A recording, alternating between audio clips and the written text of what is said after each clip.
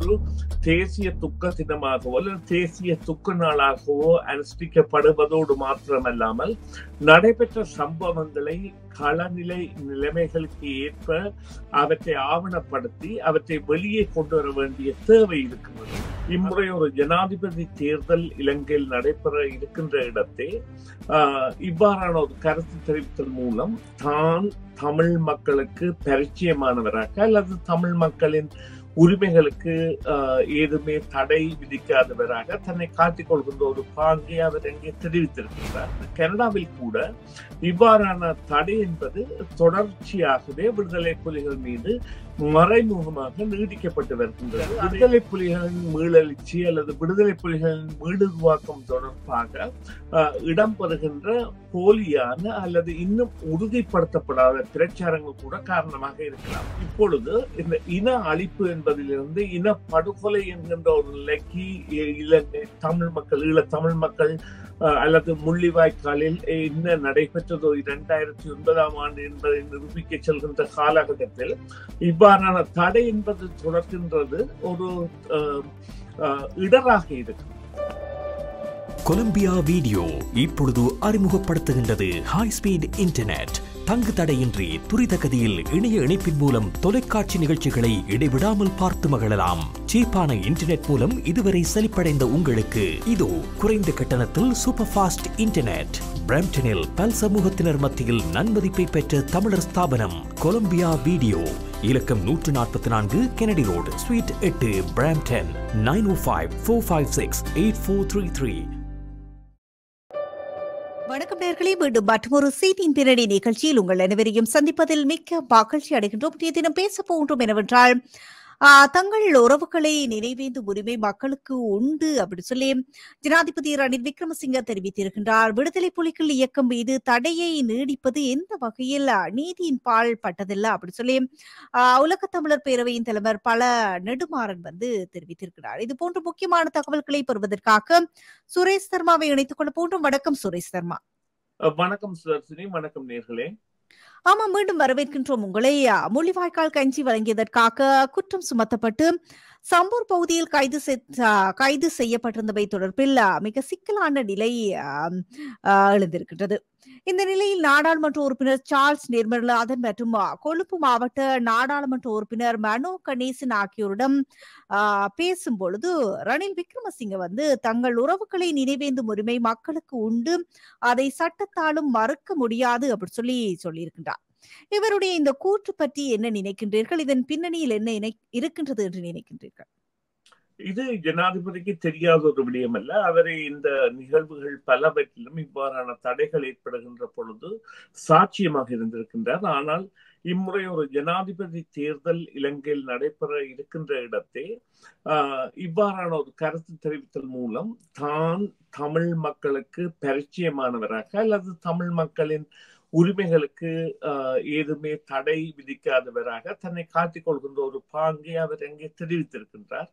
அந்த தெரிவிப்புகளின் பிரகாரம் அவர் குறிப்பிடுகின்ற விடயம் என்னவென்று சொன்னால், அதாவது இந்த மனோ கணேசன் மற்றும் சார்ல்ஸ் நிர்மலநாதன் ஆகியோரின் கருத்தியல்களுக்கு ஏற்பாக அவர்களது கருத்தியல்கள் எவ்வாறு இருந்தது என்றால், ஒரு தடை செய்யப்பட்ட இயக்கத்தையோ அல்லது அவர்கள் சார்ந்ததையோ அல்லாமல் அங்கே இந்த போரின் போது மடிந்த மக்களை நினைவு கூறுவதற்கான உரிமைகள் என்பன மக்கள் குறித்தானதாக இருக்க வேண்டும் என்பது அதற்காக அமைவாக அவரும் ஆம் அவ்வாறு இருக்க வேண்டும் என்று கூறியிருக்கின்றார்.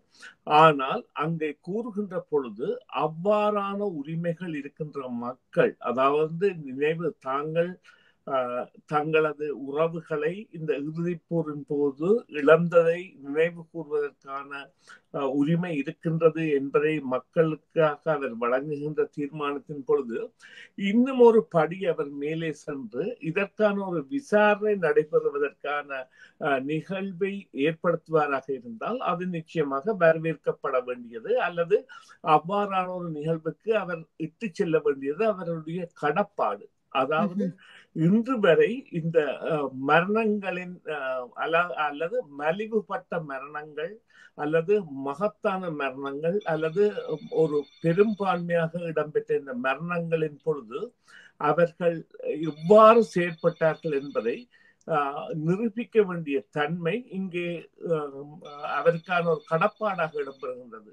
எனவே அவர் இந்த நிகழ்வுகளின் பொழுது, அதாவது மரணங்கள் எவ்வாறு இடம்பெற்றன அல்லது மரணங்களை எவ்வாறு மக்கள் மதிக்க வேண்டும் என்கின்ற கோரிக்கைகளை விடுக்கின்ற பொழுது அதனூடாக இதற்கான ஒரு விசாரணைக்கான அடித்தளத்தை விடுவாராக இருந்தால் அது நிச்சயமாக வரவேற்கத்தக்கது ஒன்றாகவே அமையும். அவ்வாறானது ஒரு விசாரணைக்கான அடித்தளத்தை அவர் இடுவார் என நம்புவோம். அதாவது ஒரு தேர்தல் காலத்தில், ஜனாதிபதி தேர்தலுக்கான ஒரு காலத்தில் இவ்வாறான மரணங்கள் எவ்வாறு இடம்பெற்றன என்பதை விசாரிப்பதற்கான ஒரு தேவையை அவர் ஒரு விசாரணையாக எடுப்பார் நம்புவோம் என்பதுதான் இப்பொழுதுள்ள நிலைமை என்று சொன்னால், அதற்கான தேவை என்பது காலகாலமாக மக்களால் வலியுறுத்தப்பட்ட ஒன்றாக இருக்கின்றது. நன்றி. அடுத்த கேள்வியாக, இந்திய அரசினால் தமிழீழ விடுதலை புலிகள் மீதான தடையை மேலும் 5 ஆண்டுகளுக்கு நீடித்திருப்பதாக அறிவித்த நிலையில இதனை கண்டித்து உலக தமிழர் பேரமைப்பின் தலைவர் பல நெடுமாறன் சொல்லியிருக்கின்றார். விடுதலை புலிகள் இயக்கம் மீது தடையை நீடிப்பது எந்த வகையிலும் நீதியின் பால் பட்டதல்ல அப்படி சொல்லியும் அநீதியான இந்த தடை விதிப்பை வன்மையாக கண்டிப்பதாகவும் தெரிவித்திருக்கின்றார். இவருடைய இந்த அறிவிப்பு பற்றி ஒரு விரிவான விளக்கம் கொடுக்க முடியுமா? இல்லை, இது எவ்வாறு பார்க்க முடியுமாக இருந்தால், இந்த தடை என்பது இவ்வாறு நீடிப்பது என்பது ஆண்டாண்டு காலமாக பல நாடுகளிலும் இடம்பெற்று வருகின்றது. கனடாவில் கூட இவ்வாறான தடை என்பது தொடர்ச்சியாகவே விடுதலை புலிகள் மீது மறைமுகமாக நீடிக்கப்பட்டு வருகின்றது. அதே போன்று இந்தியாவிலும் அதே தடை என்பது நீடிக்கப்பட்டு வருகின்றது. ஆனால் இந்த தடைக்கான சாத்தியங்கள் எவ்வாறு இடம்பெறுகின்றன என்பதை யாருமே நாங்கள் பரிசீலிக்க தவறியவர்களாக இருக்கின்றோம்.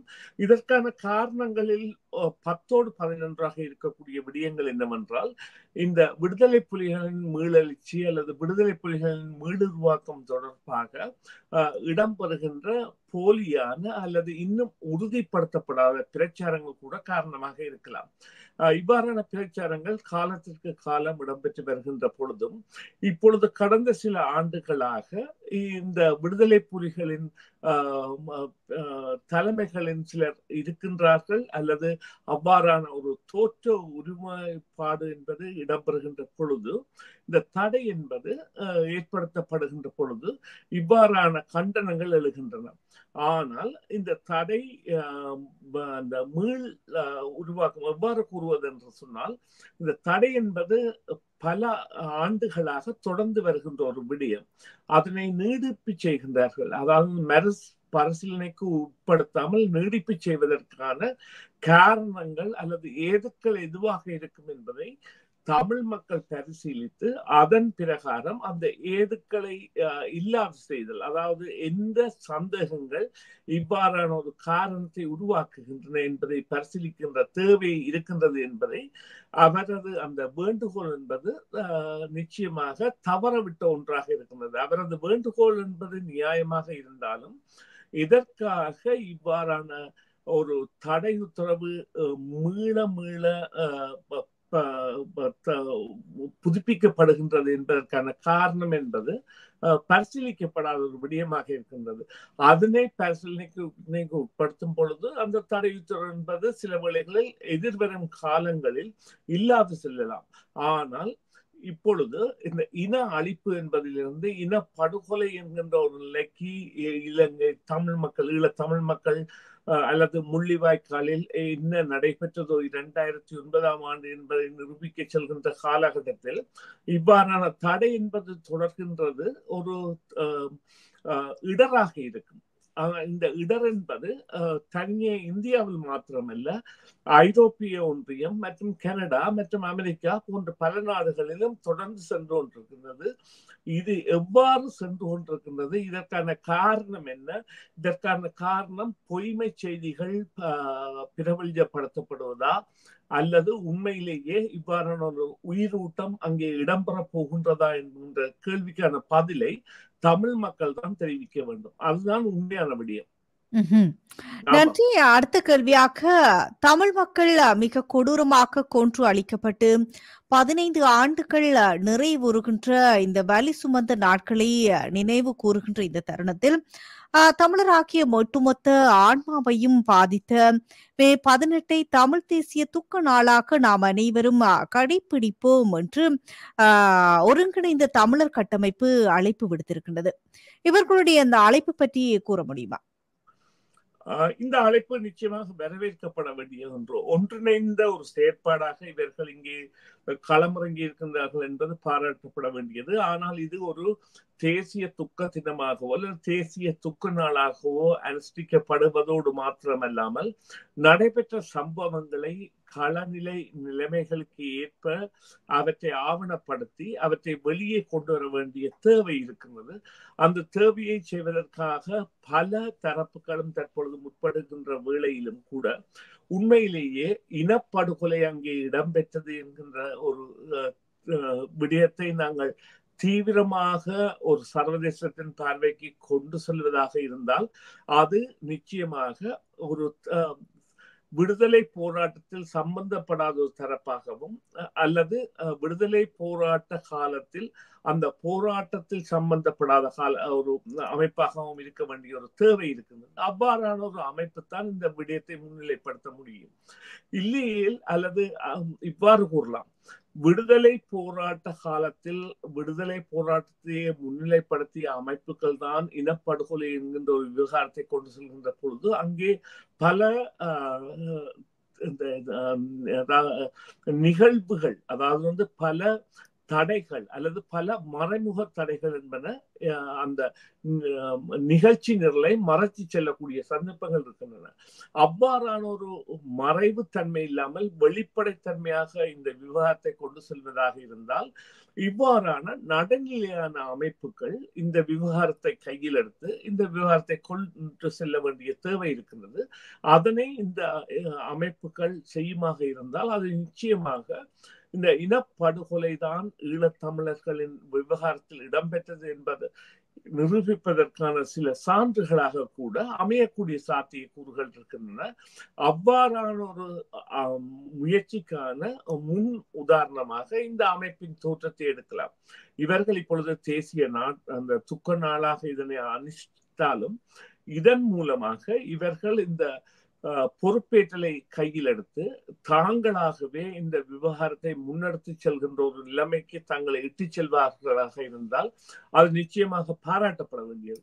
அதனை விடுத்து நாங்கள் நிச்சயமாக போரின் போது அந்த போராட்டத்தை முற்றுமுழுதாக அல்லது போராட்டத்தில் முற்றுமுழுதாக பங்கு பெற்றிய அமைப்பாக இருந்து கொண்டு அதே அமைப்பு மீண்டும் தாங்கள் அந்த போராட்ட காலத்தில் பணிபுரிந்த இடங்களில் இருந்து தங்களை மறைத்து இனப்படுகொலை தான் இப்பொழுது நடைபெற்றது என்பதை எடுத்துச் செல்வது என்பது சற்றே கடினமான முயற்சி. ஆனால் இவ்வாறான ஒரு பொது நோக்கிலான அமைப்புகள் தோற்றம் பெறுகின்ற பொழுது அது புலம்பெயர்ந்த தேசங்களில் கூட பொது நோக்கிலான அமைப்புகள் தோற்றம் பெறுகின்ற பொழுது அவற்றின் மூலமாக இந்த முயற்சி என்பது ஒரு பாரிய வெற்றியை வழங்கக்கூடியதாக இருக்கும். அதாவது கரைபடியாத தன்மை இல்லாததாகவும் வெளிப்படைத்தன்மை உள்ளதாகவும் இந்த முயற்சி சர்வதேச அரங்கிற்கு எடுத்து செல்லக்கூடியதாக இருக்கும்.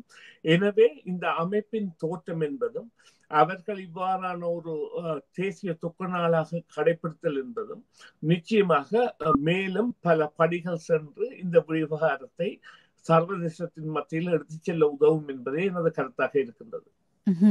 நன்றி. உங்களுடைய தகவல்களுக்கு, கருத்துக்களுக்கு. அந்த கேள்வி இன்றைய நிகழ்ச்சியின் நிறைவு கேள்வியாக அமைந்தது. மீண்டும் ஒரு பொழுதில் சந்திக்கலாம். நன்றி, வணக்கம்.